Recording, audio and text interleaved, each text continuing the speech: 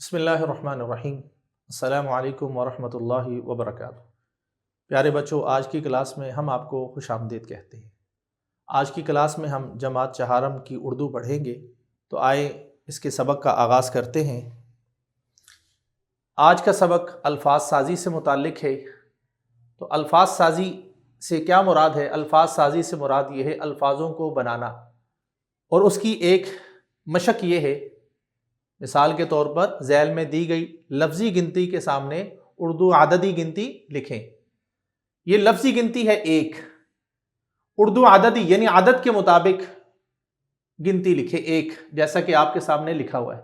اسی طرح دو کے سامنے آپ دو لکھیں، تین کے سامنے تین لکھیں، چار کے سامنے چار لکھیں، پانچ کے سامنے پانچ لکھیں، چھ کے سامنے چھ لکھیں، سات کے سامنے سات لکھیں، آٹھ کے سامنے آٹھ لکھیں، نو کے سامنے نو لکھیں، 10 کے سامنے 10 لکھیں۔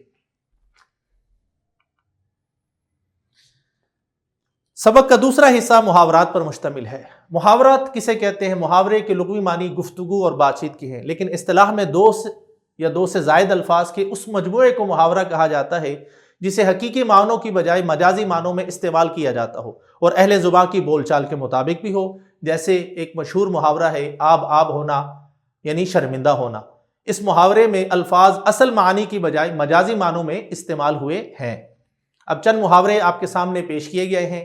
ان محاوروں کو سادہ اور مرکب جملوں میں بنانے کی مشق آپ کے سامنے کی جا رہی ہے۔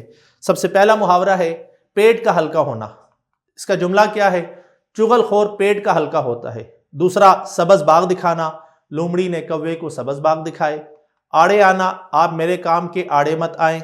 باغ باغ ہونا، پھول دے کر طبیعت باغ باغ ہو گئی۔ چار چاند لگانا، آپ کی شرکت نے ہماری تقریب میں چار چاند لگا دیے۔ دانت کھٹے کرنا، پاکستانی ٹیم کی جیت نے دوسری ٹیم کے دانت کھٹے کر دیے۔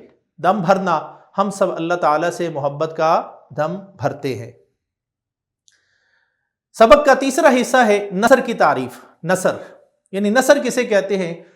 وہ تحریر جو نظم یعنی شعر کی صورت میں نہ ہو بلکہ سادہ انداز میں لکھی گئی ہو، اس کو نثر کہا جاتا ہے۔ اور نثر کا طریقہ کیا ہے؟ نثر لکھنے کے لیے دیے گئے اشعار نظم کو اپنے الفاظ یا آسان اردو میں تحریر کرنا ہوتا ہے، اور اس کی ایک مشق آپ کے سامنے رکھی گئی ہے کہ ذیل میں دیے گئے اشعار کا مطلب اپنے الفاظ میں جب ہم لکھیں گے تو اس کو نثر کہا جائے گا۔ میں سب سے پہلے اشعار کو پڑھتا ہوں، پھر پیارے بچوں آپ کے سامنے ان اشعار کو نثر کی صورت میں سادہ اپنے الفاظ میں بیان کروں گا، تو وہ اس اشعار کی کیا ہوگی؟ نثر ہوگی۔ مثلا اشعار پہلے پڑھتا چلوں۔ ہر سحر پھوٹتی ہے نئے رنگ سے، سبزہ و گل کھلے سینہ سنگ سے، گوشتا ہے جہاں تیرے آہنگ سے، جس نے کی جستجو مل گیا اس کو تو، سب کا تو رہنما اے خدا اے خدا۔ ہر سحر پھوٹتی ہے نئے رنگ سے، اس کا مطلب یہ ہے کہ ہر صبح جب پھوٹتی ہے، سورج طلوع ہوتا ہے تو نئے رنگ سے ہوتا ہے، یعنی انسان اس میں نئی سوچ لے کر پیدا ہوتا ہے، نئے زاویہ فکر لے کر پیدا ہوتا ہے، اور نئی جستجو اور عمل کے ساتھ گھر سے نکلتا ہے۔ سبزہ و گل کھلے سینہ سنگ سے، یعنی اللہ رب العزت کی قدرت کا مشاہدہ ہم یہ بھی دیکھتے ہیں کہ سبزہ ہو گیا، پھول ہو گئے، ہمیں پتھر کے سینے پر بھی دکھائی دیتے ہیں۔ گونجتا ہے جہاں تیرے آہنگ سے، یہ پوری کائنات گونجتی ہے اللہ تعالیٰ کے حکم سے، اللہ کی آواز سے۔ جس نے کی جستجو مل گیا اس کو تو، جس نے بھی تجھے پانے کی کوشش کی، تیری طلب میں بڑھتا چلا گیا، تو اسے مل گیا۔ سب کا تو رہنما اے خدا اے خدا، سب کو تو ہدایت دینے والا ہے، سب کی رہنمائی تو کرنے والا ہے، اے خدا اے خدا۔ تو ان اشعار کو جو میں نے اپنے سادہ الفاظ میں بیان کیا گیا، اس کو نثر کہا جاتا ہے۔ قواعد، کسی بھی زبان کے اندر قواعد بڑی اہمیت کے حامل ہوتے ہیں۔ تو قواعد کے اندر دو چیزیں بڑی اہم ہیں، وہ ہیں مترادف الفاظ اور متضاد الفاظ۔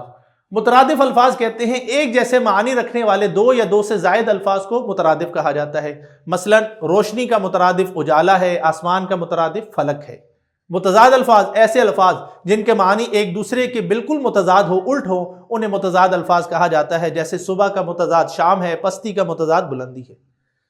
نیچے مشق کے طور پہ جوڑیاں بنائی گئی ہیں جن میں الفاظ کے سامنے ان کے مترادف بھی لکھے گئے ہیں اور الفاظ کے سامنے ان کے متضاد بھی لکھے گئے ہیں۔ مثلا بہشت کا مترادف جنت ہے، شجر کا مترادف درخت ہے، دوست کا مترادف رفیق ہے۔ اسی طرح اب متضاد الفاظ کی مشق کرتے چلیں۔